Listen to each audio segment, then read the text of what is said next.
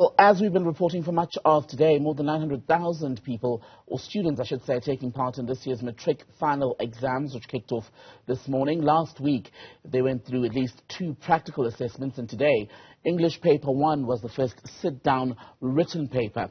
The Basic Education Department says it's ready to administer this year's exams.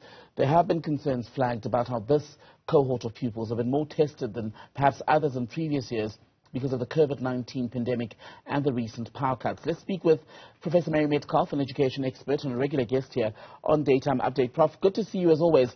So are we all in agreement that perhaps this is the most tested cohort of matriculants based on the fact that as they started the FET phase from grade 10, we were in lockdown, they didn't go to school every day like we would have expected them to, and now here we are, they are in matric and expected to produce outcomes?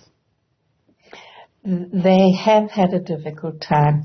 You know, COVID may seem like it was a long time ago for many of us, but in 2020, as you've indicated, schools closed into a massive lockdown. Between March and this particular group of matriculants were in grade 10 then, and they only returned to school towards the end of August. So they were out of school in their grade 10 year for about 5 months. When we returned after the August of 2020, they then went into a rotational period, which meant that when they were at school, there were strict COVID requirements, and for the majority of learners in the country, every second day they missed school. So they lost 5 months because of lockdown in 2020, every second day in 2021. And as you've pointed out, the FET phase of grades 10, 11 and 12 are the intensive preparation for the NSC. They did have a very limited impact of COVID this year. It was only the first 3 weeks of the year where we were still on rotation. But they've now also had to deal with load shedding. And it's not only the mechanical time lost. The period of COVID had implications for their social life, for the way they were able to interact with peers. So, yes, it has been a hard 3 years for this group. I'm glad you mentioned that last aspect, Prof, because many of these teenagers in the main would have, for example, during COVID, lost family members, some lost classmates, even teachers, and that too is likely to have an impact, would it not? Internationally, there's very clear evidence that the socio-emotional impacts of COVID include loss of family, loss in the community, grieving communities, the anxieties of dealing with COVID, and the impacts on our social being of not being able to fully interact. And with adolescents, this is a particularly important component of their functioning in the world and their becoming adults and transitioning away from a reliance on family to being much more their own individuals in the world.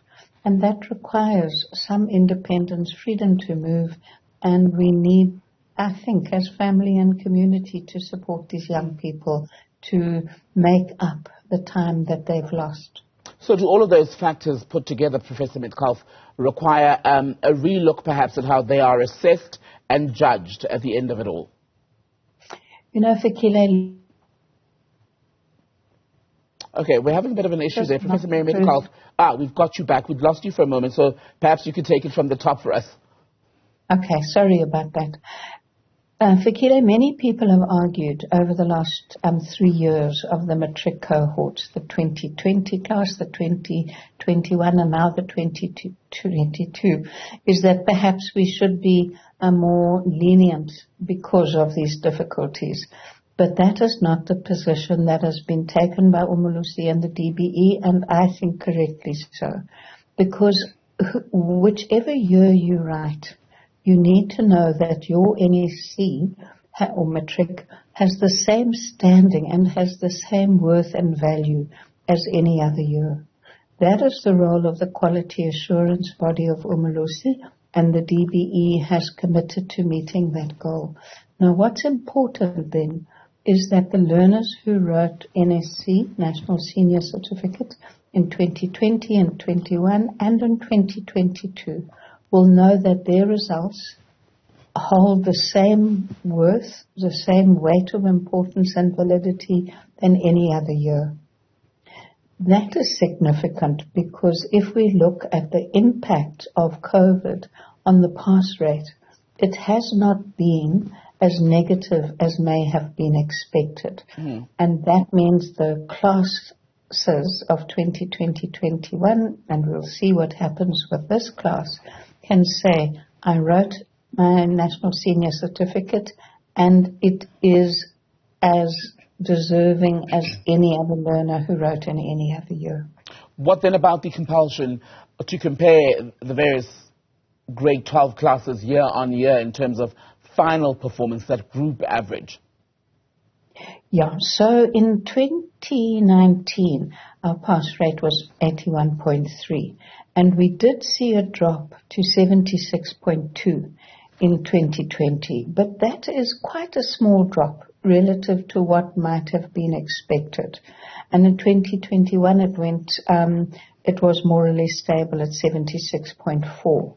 So it's been stable within a 5-degree difference, and that difference is no more outside of the range than the I think a surprise for everyone. And I think all credit must go to the learners, their families, the schools who worked so hard to help learners overcome the difficulties socially, educationally, in terms of lost time in those 2 years. And we've seen similar efforts this year. So we need to see, have we maintained the pass rate at about 76%, which is where it's been for the last 2 years, or will these learners be able to perform perhaps slightly better? And we need to understand the big issue always is how many learners drop out between grades 10 and 12. Professor Mary Metcalfe, good to speak to you as always. Thank you.